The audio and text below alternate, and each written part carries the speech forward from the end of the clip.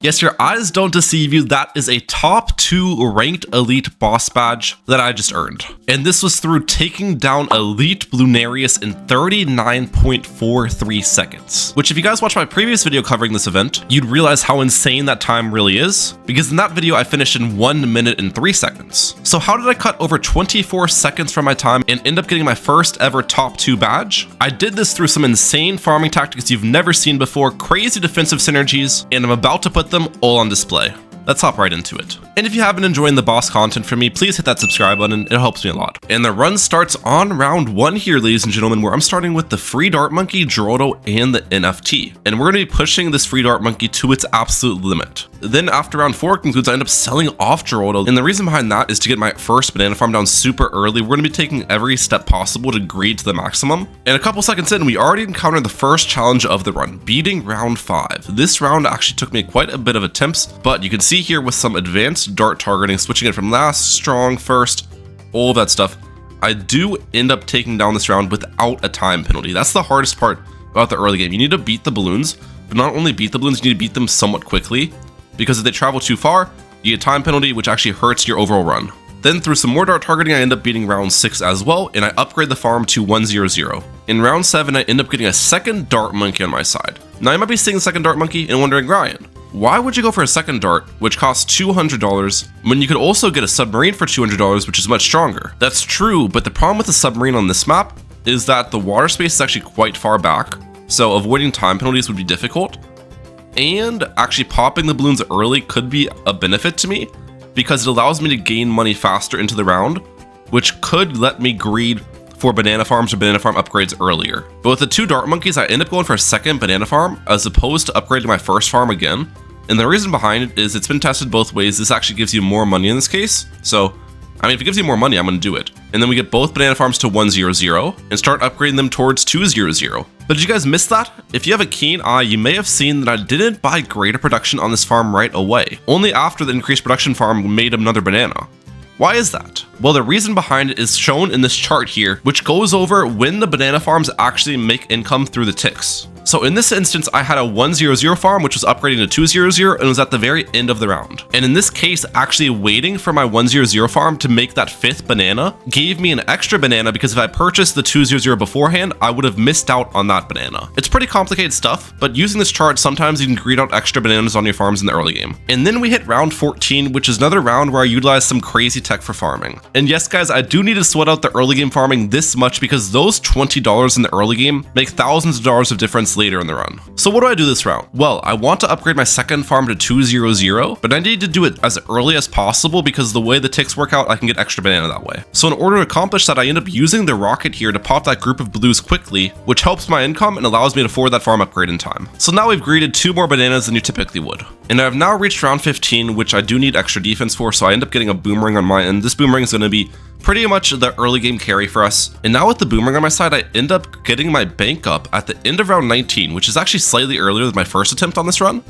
The first attempt I got it at the start of round 20, so I already got $48 of interest in here. Let's go. Next couple of rounds are pretty simple. We just upgrade the boomerang towards a 102, and that is able to solo until the start of round 27, which is when I actually end up selling the NFT. Yeah, we're selling it super early this time. And the reason why we're selling it early is because I want to get that IMF loan pretty early and start getting that ability off cooldown while depositing extra cash into it. And my plan here is to actually use that IMF loan ability before round 30 hits, which means I need to stall out round 29, which I am able to accomplish through some boomerang targeting. I let a yellow balloon sneak by without giving me a time penalty. So we stole it basically perfect there. Then round 30 is where the real farming begins.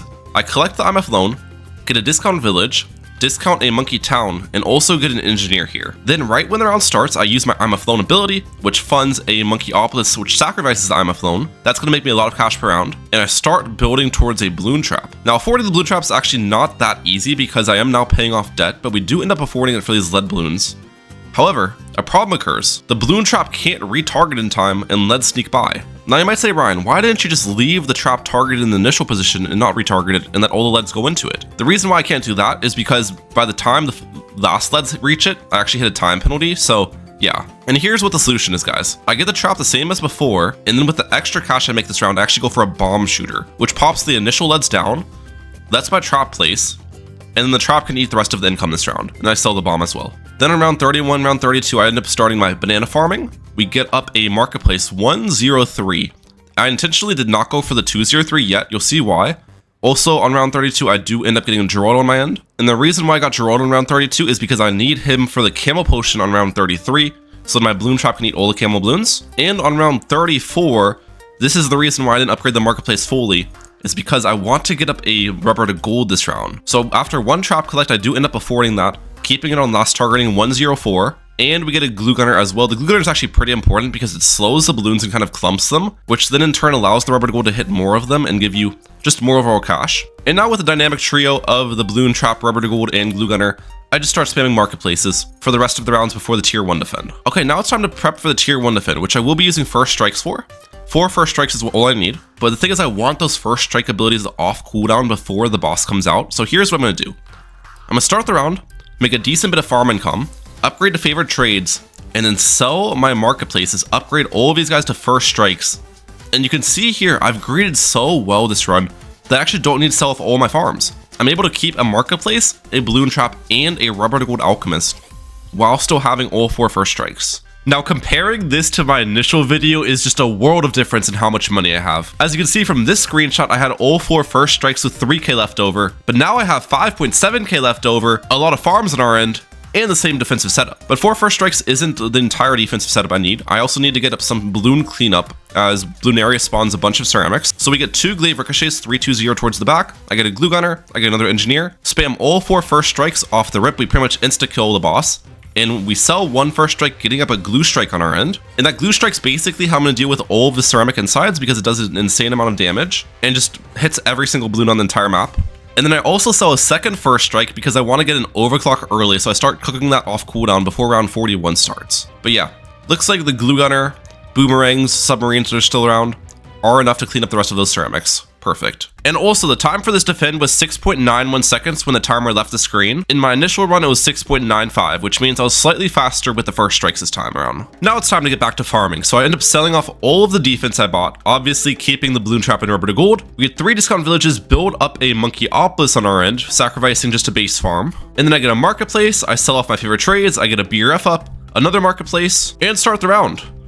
Making sure to collect everything in the balloon trap while rubber to goldifying the balloons. Now there isn't actually too many farming tricks I can do, at least to my knowledge, in these like rounds from 40 to 60, so it's just gonna be pretty standard stuff, spamming more marketplaces as we move forward. After I fill up the entire range of my village with marketplaces, I get up a favorite trades on my end at the end of round 42, and then we start upgrading the farms to central markets, with the ultimate plan of selling the central markets at some point soon to get up a banana central early. So I end up getting 3 of those central markets.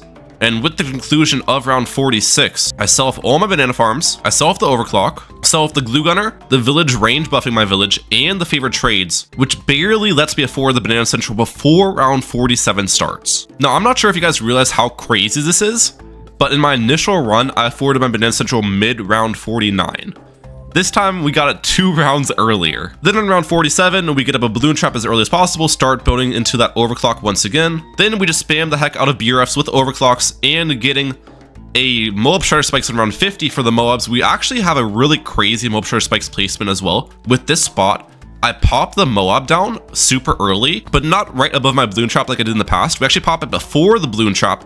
That way the rubber to gold can actually hit the ceramics as well, thus giving me even more cash. But yeah, continuing the BRF and overclock spam until round 57 when I actually start to place 402 BRFs, which have increased sellback because I will be selling these farms soon for the tier 2 defend. And I also prep a special operations on our side on round 59, and we door gunner a favorite trades. That way I can just fly around that heli and sell everything with that increased sellback, which I did end up just testing how much money I have, and it looks like I ended up farming up to $751,000 in round 60, which is quite good. But I do want to keep some things around, so we're going to sell off again. And for this defend, we're going to start it off with a Sun Temple being built, 25,000 of support sacrifice. In my last video, I actually made a mistake of doing 50,000 of support sacrifice. The only difference between those two is +1 damage given to towers in range, which the 25k is definitely not worth, especially because when you sell the Sun Temple later, you don't get the sacrifices worth back in sell value, so I pretty much put 25k down the drain last run. And then with the Sun Temple, we spam a lot of Moab Shredder Spikes on close targeting at the top. These actually have incredible damage when given buffs from the Sun Temple, home and defense, that type of stuff. And once the prime spots are taken up, we spam some spike storms to the right of the temple, and then I upgrade Geraldo to level 11 and use a rejuvenation potion, which gives me my overclocks back, allowing me to overclock the mob charge spikes at the top, and getting all my spike storms off cooldown, with my home and defense ability and glue storm ability ready. Then I sell the overclocks for extra cash, building up a cripple Moab, a super brittle, and a Lord of the Abyss. And then we also sell off the Special Operations Heli as well, and range buff the Lord of the Abyss with Echo Sense Networks. And now it's time for the tier 2 defend. Spamming all the abilities I can off the get-go. You can see I popped Bloonarius extremely quickly there. All the inside should get cleaned up as well through the spike storms. And my total time after the tier 2 defend was 13.6 seconds, compared to my initial run, which was 14.3 seconds. Now I definitely could have defended this tier a little bit faster if I sold off all my farms as well, but I do think it was to my benefit keeping the farms around so that I can afford better defense for the future tiers. Following this defend, as you'd expect, I sell off all the defense I bought, utilizing the Lord of the Abyss water pool to move a favorite trades around, just to get that extra 10%. Then I build up BRFs inside of the temple's range with the 20% temple discount, getting up an ultra boost on my side as well, which will be used to ultra boost my Banana Central, and I get a triple XL on my end as well, with a glue gunner and a rubber gold at the start of the map. And here's where an interesting thing happens. Still with the Lord of the Abyss on my end, I get the favorite trades back up and sell my Sun Temple actually. Then I sell the Lord of the Abyss as well. With that cash, I upgrade Geraldo all the way to level 20, use the fertilizer on my farms, then spend the rest of my money, and starting on round 61, I'm going to be placing down these paragon totems every single round. Now the way the paragon totems actually work is they refresh their stock at the end of the round, so you could keep it pretty simple and just place the paragon totem at the start of the round so it never overfills. But what I do is greed for banana farms at the start of the round and then place the paragon totem at the end of the round. That way I can just make a little bit of extra cash. Now obviously a tactic like this is risky because if I overgreed and can't afford the paragon totem in time, then I miss out on a placement, which leads me to a tactic I utilized for the first ever time this boss, which is save states. Basically, I can create a custom save after every single round, and if I make a mistake, I can go back to that round and try it again. It's pretty simple to do. MackanRules has a video on it, which will be linked in the description down below, and it helps immensely in bosses. It's not against the rules. Lots of other top players do it. Ninja Kiwi knows about it. But yeah. So I continue to spam paragon totems and build up banana farms with the extra cash through the 60s, all the way until round 71 concluded. We're at a map full of BRFs and $270,000 in hand. This is the round I want to get my Spike Factory Paragon up. Now there was a small mistake I made here, and that's the fact that I did not actually grab my boat farm with the special preparations before this round concluded, and to afford the Spike Factory Paragon I need to sell off everything obviously. So to get around that mistake, I first just sold off all the farms inside of the boat's initial range, got the sacrifices in line for the Spike Factory Paragon. And the really nice part about this is I already have 11 Paragon Totems placed, which means I don't need any cash slider to get a degree 41 Spike Factory Paragon. Now you might be wondering why I'm aiming for degree 41 and not degree 40 like you typically would in boss events. Every 20 tiers you get a massive power spike. And the reason behind it, as Isab pointed out in his boss video as well, is with Paragons every degree after the 20 marks, you get extra Pierce, which for most of the other Paragons it doesn't make any difference, but with the Spike Factory, Pierce is basically the same thing as damage, so degree 41 is important. Now you may be wondering why I got the Spike Factory Paragon so early when I just need it for the tier 3 defend. I could have kept a lot better farms getting it later. And the reason behind it is I need to stack a ton of Paragon Totems for a degree 100 Spikeagon later. So the earlier I get my first Spike Factory Paragon, the earlier I can stack those totems for the future Paragon. And then through the rounds of 73 to 80, plan is basically the same as before. Greed with the banana farms, place the Paragon totems towards the end of the round, and it takes us to the tier 3 boss defend, where as you'd probably expect, the Spike Factory Paragon literally insta-kills the 1.6 million HP from Bloonarius. And the BAD insides also get insta-killed too. Now at this point, through 3 tiers of the boss defended, we are still only less than a second ahead of my initial run. So you might be wondering how I cut over 25 seconds with this run altogether.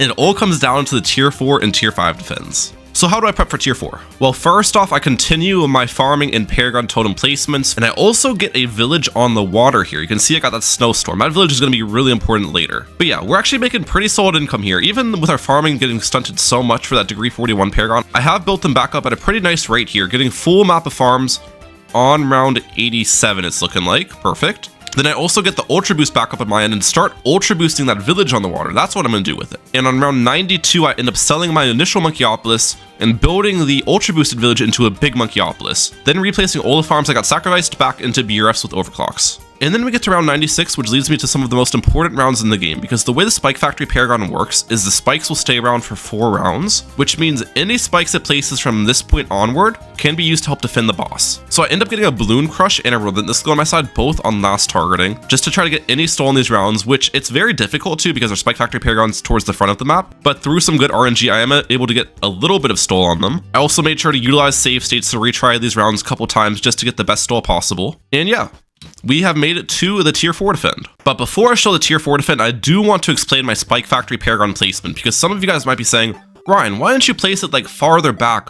That way you could actually stole the rounds and you don't have spikes getting placed right at the start of the track. And the reason behind it is all the spikes from like this location, for example, don't actually hit the boss right when the boss comes out. So my initial video used the wrong Spike Factory Paragon placement. And that's because when these supermines explode, they pop in a carpet of spikes which push out to the right-hand side. So with this placement, not all of those mob share spikes would actually hit the boss. But with the placement all the way over here, they do hit. And as for the tier 4 defense, I first just wanted to see how much we could insta-kill with the degree 41 Spike Factory Paragon. And I was very surprised. We took down more than 9 skulls instantly. But I'm not satisfied with that. So I ended up flying my helicopter around, selling some of my BRFs, getting a support temple on my end, and then building that support temple into a support true sun god. Then I got supermines on my side, a permanent brew, spammed a bunch of spike storms around the map with a Lord of the Abyss, got the cripple Moab, the super brittle embrittlement, home and defense, all of that jazz. And these spike factories will accomplish 2 things for me. 1, they'll make the defense faster, but also they're gonna get pops because I'm planning to keep these around after the defend. And pops are gonna help me get that degree 100 Spike Factory Paragon that I'm eyeing up. So then as well, before the boss comes out, I use a rejuvenation potion, get my overclocks back, overclock all the spike factories towards the start of the map, and prep to defend this again. Which you can see here on attempt number 2, I spam the spike storms and pop down that last skull much quicker. Still wasn't near instant, but that was a pretty fast kill, I'd like to say. And then one other thing I do is right after I pop the boss, I actually sell the Spike Factory Paragon and I sell my True Sun God. The reason behind it being I want to farm pops against Bloonarius insides, so I don't want my Super Monkey or the Paragon to steal those pops. And our time through 4 tiers ends up being 26.86, which is actually quite a bit faster than my first attempt, which was 33.81. The main reason I attribute to that is the better Spike Factory Paragon placement, and getting a degree 41. Because last time I had degree 40. And also after that defend, I did check how many pops I farmed from the boss, and it ended up being about 1.4 million, which is going to be really helpful for the degree 100 Paragon. So as you'd expect after that defend, I end up continuing my farming, selling off the defense I got besides the spike factories, as I want to keep those for their pops. And I also start ultra boosting a Super Monkey in the bottom left-hand corner. That's going to be really important later. I want to get 10 stacks on him. You'll see why. And we continue to spam Paragon Totems. I mean, look at the map right now. There's just an insane amount of Paragon Totems. And look at my cash too. We're already at 2 million plus. We are rich. Our early game greed has definitely paid dividends for us later in this run, I'll say that much. And we have now hit round 116, which is time to get that degree 100 Spike Factory Paragon, so I have 4 rounds to build the spike pile. Now, have I actually hit the requirements for degree 100? That's the question, because last time in my video, I only got degree 97. Let's see. If I put a max cash slider in without selling any banana farms, what degree do I get? And it looks like we're already at degree 100. Wow, that's impressive. So then after that, I did a little bit of testing to find the minimum amount I could put in to get degree 100, and it ended up being about 2.18 million in the slider, so we did that. And just like I did with the tier 4 defend, I do also want to stole the rounds, so I ended up getting the Bloon Crush, Relentless Glue, Absolute Zero towards the front of the map, and I got some Bloon Sabotage abilities as well, which I'm just going to cycle. Now, I didn't end up stoling out the rounds from 116 to 120 much. I tried my best, retried the rounds, but it's just very difficult to do, heavily RNG based. And now it's time for the tier 5 defend. Just like tier 4, I'm going to test how much damage the Spike Factory Paragon does on its own. Let's see. And it looks like it does almost 6 of the skulls instantly. That's pretty solid. So now let's sell off all of my defenses, granting me over $2 million, and that initial Super Monkey that I was ultra boosting is going to be a vengeful True Sun God. I end up chinooking it towards the top of the map. We're gonna get 50,000 of support sacrifice, 50,000 of magic and military, get the regular temple up, and then I'm gonna get 50,000 of all 4 categories with the 5th tier Super Monkeys outside the range, and we'll get the vengeful. Now the vengeful placement might seem a little bit odd, but the reason behind it is a lot of the damage from the vengeful actually comes from the blade attack, so you want it directly underneath the boss, essentially. Then after getting the vengeful up, I get up a perma brew, a jungle drums village, I get up a support temple to buff my vengeful, cripple moab, glue storm, avatar of wrath, we get up a max power megalodon, I get up a 20 shinobi stacked grandmaster ninja with some balloon jutsus alongside of it, ray of doom, bez mad, super brittle and embrittlement at the start of the map too, get up a flying fortress, some boats towards the back end of the map, I get up a home and defense, and some overclocks. Then once I've maxed out the money on the overclocks, I end up using a rejuvenation potion, overclocking the strongest 5th tiers on our side, using another rejuvenation potion, and overclocking the rest of them. After that, I sell off the overclocks and build a couple snipers with that money. And now it's time to finally defend tier 5. Let's see it. So as you can see, it's lagging an insane amount. There was a crazy amount of lag here just because of the amount of towers I spammed, tons of projectiles going on. But we do end up taking out those first 6 skulls very quickly, less than 31 seconds with 2 skulls remaining.